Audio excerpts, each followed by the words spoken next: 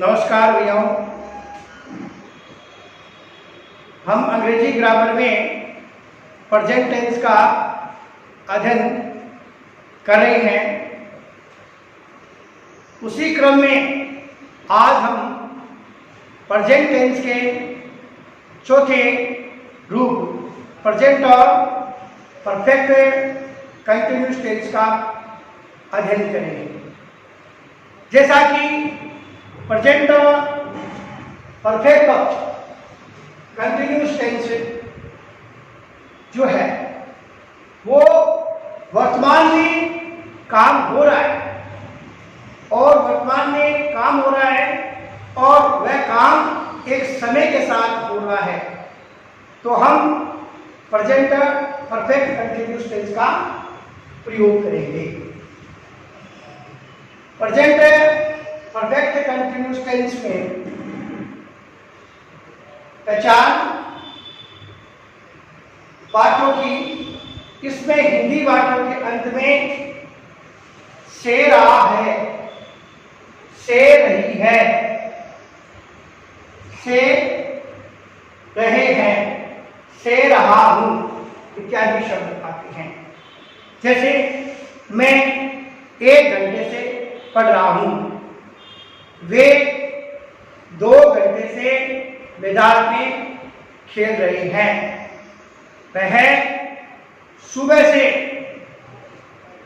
घर की सफाई कर रही है इत्यादि। ऐसे हम हिंदी वाक्यों को जब पढ़ते हैं और उस हिंदी वाक्यों के अंत में से रहा है, से रही है, से रही है इत्यादि शब्द आते हैं, तो हम समझ जाते हैं कि ये प्रेजेंट परफेक्ट कंटिन्यूअस टेंस का वाक्य है। जब हमें इसकी पहचान हो जाती है, उसके बाद में हमारा जो नियम है रचना सूत्र, वाक्य निर्माण करने का स्ट्रक्चर, इसमें सबसे पहले पूर्वक कर्ता सब्जेक्ट, उसके बाद में हेल्पिंग वर्ब हैज और हैव के साथ में बीन आता है, हैज बीन और हैव बीन। उसके बाद में क्रिया का चौथा रूप यानी इंग वर्ब हम काम में लेते हैं। उसके बाद में ऑब्जेक्ट कर्म, उसके बाद में सिंस और फॉर, और उसके बाद में टाइम का प्रयोग किया जाता है। रचना सूत्र से हमें मालूम पड़ता है कि हम वर्तमान में जो काम हो रहा है उसका समय अभिव्यक्त करने के लिए मुख्य रूप से सिंस और फॉर का प्रयोग करते हैं। अगले नियम में जैसा कि आपने पता है कि यदि वाक्य का कर्ता एकवचन है, सिंगुलर है, या ही, सी, इट या कोई नाम है, नेम है, उसके साथ में हम हेल्पिंग वर्ब हैज बीन का प्रयोग करते हैं।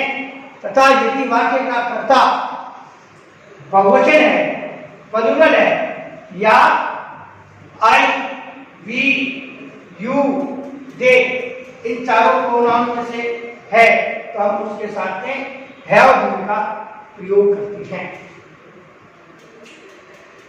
मुख्य क्रिया के रूप में हम क्रिया का इंग फॉर्म वर्ब का चौथा रूप काम में लेते हैं।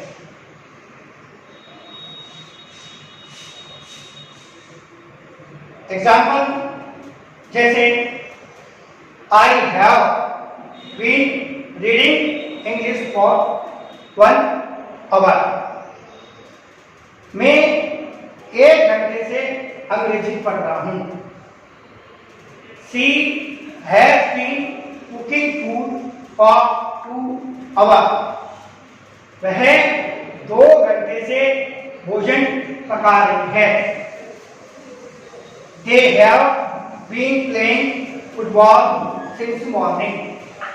वे सुबह से फुटबॉल खेल रहे हैं।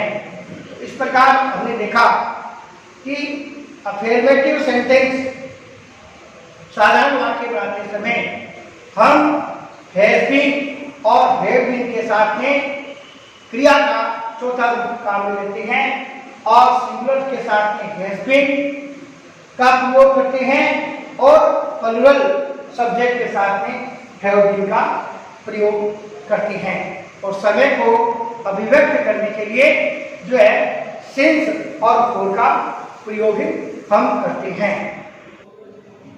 जैसा कि हमने पढ़ा कि प्रेजेंट परफेक्ट और कंटिन्यूअस टेंस में हम समय को अभिव्यक्त करने के लिए सिंस और फॉर का प्रयोग करते हैं।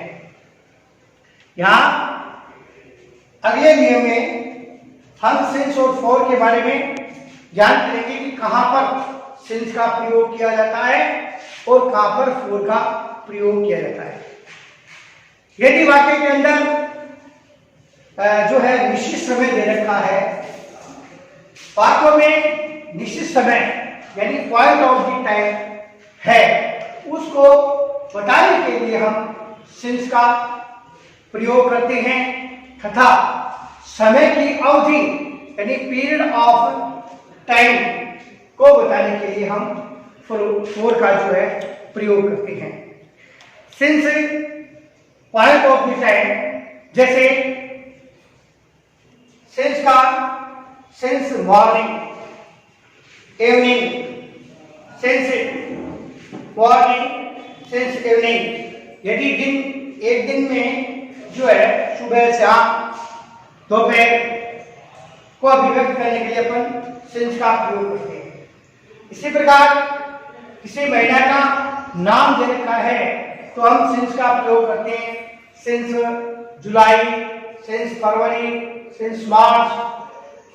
और यदि सप्ताह का कोई दिन का नाम दे रखा है तो भी हम सिंस का प्रयोग करेंगे, जैसे सिंस मंडे, सिंस ट्यूसडे।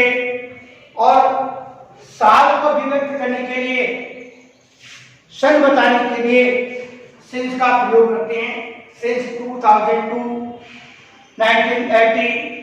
तो इस प्रकार हम देखते हैं कि वाक्यों में यदि समय दे रखा है और वो निश्चित समय है तो उसको व्यक्त करने के लिए हम वाक्य रचना सूत्र में सिंस का प्रयोग करते हैं। इसी प्रकार फॉर के प्रयोग के लिए जैसा कि बताया गया है नियम में कि फॉर का प्रयोग हम पीरियड ऑफ टाइम, समय की जो अवधि है उसको बताने के लिए फॉर का प्रयोग करते हैं। जैसे फॉर 1 आवर, 1 घंटा, for 2 days, for 3 months, for 5 years। इस प्रकार समय बताने के लिए दिन है, महीने हैं और घंटा है, कितने घंटे हैं, कितने महीने हैं, कितने साल हैं इत्यादि समय की अवधि बताने के लिए अपन फॉर का प्रयोग करते हैं। फॉर एग्जाम्पल, जैसे she has been living in Jaipur for 2 years।